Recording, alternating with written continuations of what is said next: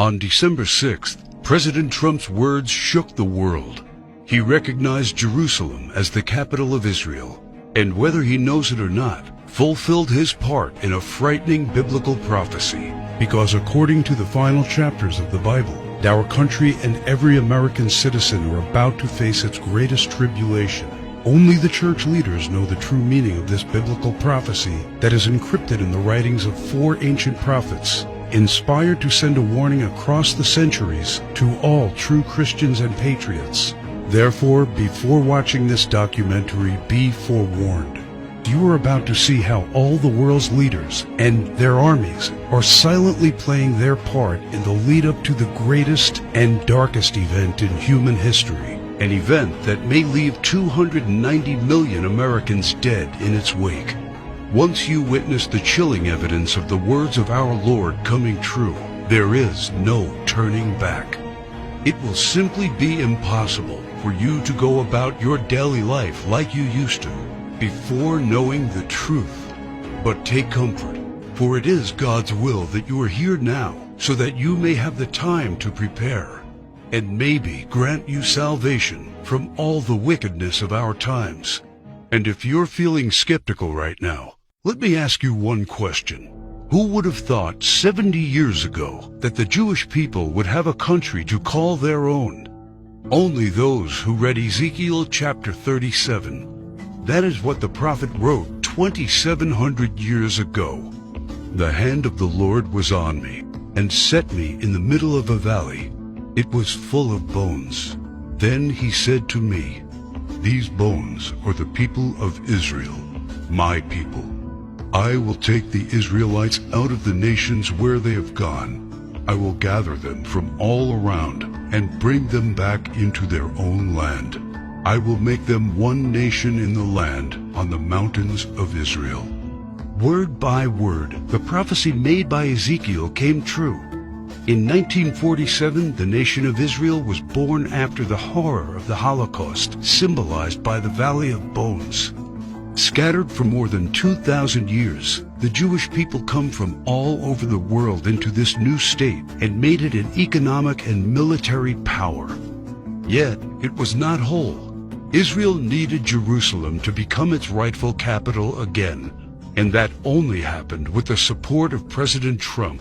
However, to the north of Israel, other biblical prophecies have come true. The prophets Isaiah and Jeremiah write about this Syrian civil war. This is what the prophet Isaiah says: "Damascus will no longer be a city, but will become a heap of ruins." And these are the words of Jeremiah: "Damascus has become feeble. She has turned to flee, and panic has gripped her. Anguish and pain have seized her. Surely her young men will fall in the streets." For 5,000 years, the capital city of Syria stood as one of the oldest and most prosperous cities in the world. But the civil war began in 2011 and turned it into a ruin.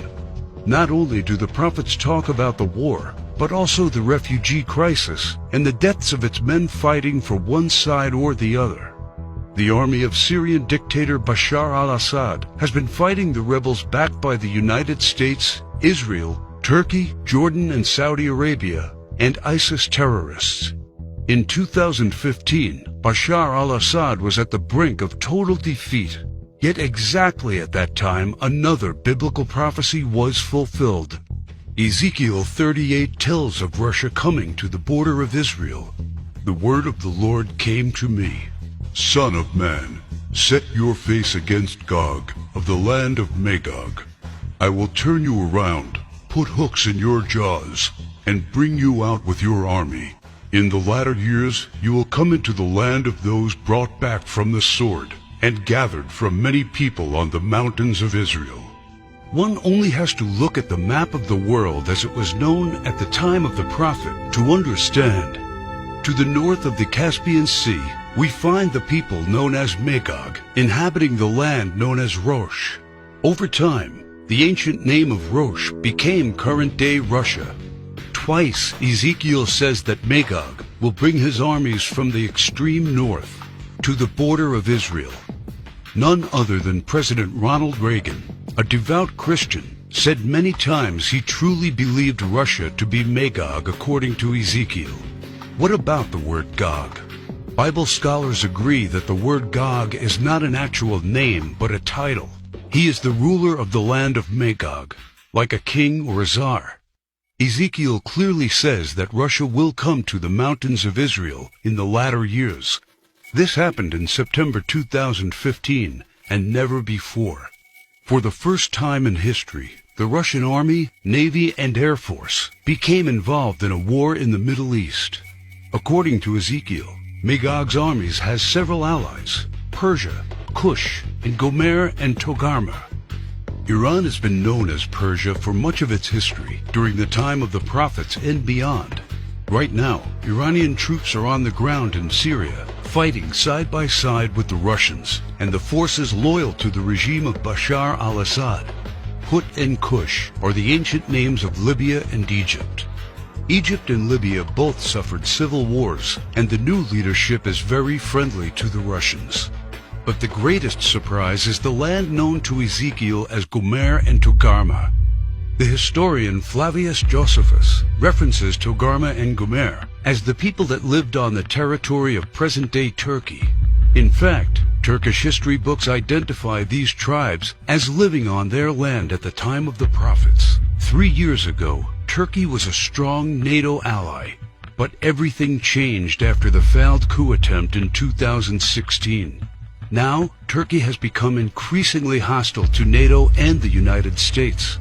It forced NATO to remove forces from its bases. It's buying weapons from Russia. It fully condemned the idea of Jerusalem becoming the capital of Israel. And in fact, right now, the Turkish army is in Syria, fighting to defeat the enemies of the Syrian dictator. The End Times Alliance, prophesied in the first verses of Ezekiel chapter 38, has already been formed. Never in the history of mankind has there been an alliance between Russia, Iran, and Turkey. Now, one final prophecy needs to be fulfilled before the start of World War III. We saw how Jeremiah predicted the destruction of Damascus in chapter 49. But there is one more thing he wrote about that has not happened yet. And I will kindle a fire in the wall of Damascus, and it shall consume the palaces of Ben-Hadad. Ben-Hadad is not an actual person, but a title. Just do one simple search online, and you will discover that Ben-Hadad is the ruler of Aram Damascus. While it is clear that Bashar al-Assad is the current ruler of Damascus, Aram is a region in Syria now known as Aleppo. The city of Aleppo was just recently recaptured by the regime of Syrian President Bashar al-Assad with the help of Iran and Russia. And Jeremiah says that soon his palace will be burning. How does this happen? Look no further than the headlines of recent months, and you see time and time again Israel calling for the assassination of the Syrian dictator. Isaiah also writes about the end of Syria's dictator. The fortified city will disappear from Ephraim and royal power from Damascus. This is the spark that ignites World War III. Ezekiel chapter 38 states that 2/3 of Israel will be destroyed in this coming war, and those left in the Holy Lands will face grief and pain and hardship. So what happens to the United States? Will we not help Israel at its darkest hour? To answer this question, we must first find the United States in biblical prophecy. John the Apostle in the book of Revelation and Jeremiah and Isaiah talk about another end-times nation in their writings. A nation called Babylon, or Mystery Babylon. The name is deeply symbolic. Ancient Babylon was a city made great by people who came from all parts of the ancient world, just like immigrants helped make the United States the world's only superpower. And because the prophets didn't know of the existence of the North American continent at the time of the visions, they called it Mystery Babylon. Some say biblical Babylon refers to ancient Iraq. But if that is true, why do the prophets see it as a nation surrounded by waters? O thou that dwellest upon many waters, abundant in treasures, where all who had ships on the sea became rich through her wealth, While biblical Babylon has plentiful access to waters rich in resources, most of Iraq is a desert and has only a narrow stretch of coastline. Why do the prophets talk about pollution when in ancient Iraq there could be no such thing? Thou hast destroyed thy land. I have polluted mine inheritance, and have given them into thine hand. Babylon mounts up to heaven, and ascends above the heights of the clouds. These metaphors clearly reference a nation that has discovered flight. It is obvious that Babylon, or Mystery Babylon, can't be ancient Iraq. But the prophets have more to say about this end times nation. Babylon is hailed as a queen among nations, the lady of kingdoms. According to the prophets, Babylon reigneth over the kings of the earth. It is the praise of the entire earth, and an astonishment among the nations. It is a place of great riches, and the merchants of the earth are waxed rich through the abundance of her delicacies. In fact, the prophets say clearly that should something happen to Babylon, all worldwide trade would stop. The merchants of the earth will weep and mourn over her, because no one buys their cargoes anymore. It is the #1 military power, and it's called the hammer of the whole earth. Isaiah in verse 18, chapter 2, talks about how Babylon's beginning would be unique and awe-inspiring.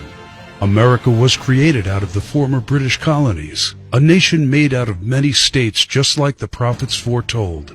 Our ancestors were the first British colonists, and we speak their language. That's the reason why Jeremiah sees England like a mother to the U.S., according to verse 50, chapter 12.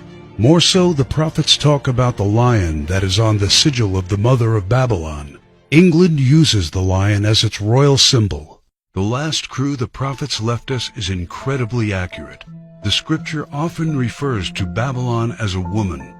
According to the book of Revelations, she sits atop water and has a golden cup in her right hand and a crown of 7 rays on her head. And the woman which thou sawest in that great city, which reigneth over the kings of the earth. The United Nations, in theory, reigns over all the kings of the earth and is situated in New York, the great city where you can see the Statue of Liberty.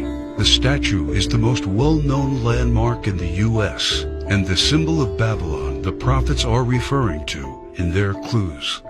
So why, then, are they also calling it the Whore of Babylon? The sculptor of the Statue of Liberty was Auguste Bertoldi, a Mason belonging to the Great Masonic Lodge in Paris. Before beginning the Statue of Liberty project, Bertoldi was seeking permission to construct a giant statue of the goddess Ishtar. The Romans also adopted this fertility goddess, but they changed the name to Libertas in Latin, liberty in English. Libertas is the mythological equivalent of Ishtar. Therefore, the Statue of Liberty is in fact a statue of Ishtar, the Babylonian goddess of fertility, love, and sex. According to the ancient Babylonian rituals, one could only be purified of sin after intercourse with a temple priest or priestess of Ishtar. In return for this salvation, a gift offering was needed. Ishtar was the patron mother of the temple priestesses and priests. She was the mother of what we would call today prostitution. This is why Ishtar was seen by early Christians as the Whore of Babylon. And that is why the Statue of Liberty, the symbol of America, is also called by the prophets the Whore of Babylon. Do you think it is just a coincidence that the U.S., the home of the greatest and most famous statue of Ishtar, provides 65% of pornographic movies and adult entertainment to the world? Is it just another coincidence that this is the country where sexual liberation originated and spread to the rest of the world? It's not. It's just like the scriptures foretold. For all nations have drunk of the wine of the wrath of her fornication. The U.S. today has the most powerful economy and military, controls worldwide commerce, is proud and arrogant, has the most developed Air Force and space program, and it is the envy of the world. It houses the Whore of Babylon. It reigns over the kings of the earth. And unfortunately for every living American, It is Mystery Babylon. This is what the prophets say about the great enemy of Babylon. For out of the north there cometh up a nation against her, which shall make her land desolate. They come from a far country, from the end of heaven, and the weapons of his indignation to destroy the whole land. Remember which country the prophet said was from the north? The same country that Ezekiel said will lead a great alliance of nations to the borders of Israel? If war happens, the United States must be the first target. That is why the prophets foretell that at the start of this war, Russia will unexpectedly use a very special weapon, the weapon of indignation, against the whole territory of the U.S., a weapon like which the world has never seen. The Holy Book shows how Babylon will feel the fury of this terrible weapon. This weapon will hit our entire country, and all our defenses will be in vain. Though Babylon should mount up to heaven, and though she should fortify the height of her strength, yet the spoilers come unto her. This weapon paralyzes our military and leaves it almost defenseless. How is the hammer of the whole earth cut asunder and broken? The mighty men of Babylon have forborne to fight. Their might hath failed. The broad walls of Babylon shall be utterly broken, and her high gates shall be burned with fire. She hath given her hand. Her foundations are fallen. Her walls are thrown down, because the spoiler is come upon her, even upon Babylon. And her mighty men are taken. Every one of their bows is broken. And after the attack, Babylon is left silent and in darkness. Sit thou silent, and get thee into darkness, for thou shalt no more be called the Lady of Kingdoms. All three prophets tell of the fall of Babylon, the destruction of the United States of America as we know it. This is not an event that happened to ancient Babylon in the past. History has never recorded the fall of a state or a city in the way described by the prophets. What weapon could silence an entire continent in 1 hour? The world has never seen one until a few years ago, with the creation of the electromagnetic pulse, or EMP. Over and over, think tanks like the EMP Commission, working for the Senate, have warned how this is the greatest and perhaps only real vulnerability of the United States. Yet no administration has done anything about it. We are completely unprepared for what's coming. Every report says the same thing. This event can wipe out 90% of Americans, and all it takes is just one warhead to be detonated above the United States to take us back to medieval times. The lasting effects will destroy society as we know it, exactly as the scriptures predicted. Therefore shall her plagues come in one day, death and mourning and famine. Without hospitals or pharmacies being able to function, people won't be able to take their necessary medication. Without running water, heat, and garbage disposal, diseases will break out. As cars and trucks stop running, market shelves will become empty. Desperate people will become looters, and there will be food riots. There will be no police, no law, no health care, no help. It will all descend into chaos and confusion, a complete collapse of everything we take for granted today. As the prophet Jeremiah says, "And it shall be, when thou hast made an end of reading this book, that thou shalt bind it to a stone, and cast it into the midst of Euphrates. And thou shalt say, Thus shall Babylon sink, and shall not rise from the evil that it will bring upon her. And this is the start of the time of tribulation and sorrows. For then shall be a great tribulation, such as was not since the beginning of the world to this time, no, nor ever shall be." And yet, the prophet shows that there is still hope. But the ones who endures to the end will be saved. The message couldn't be any clearer. The warnings are there so that only the ones who believe the words and warnings of our Lord and prepare will be saved.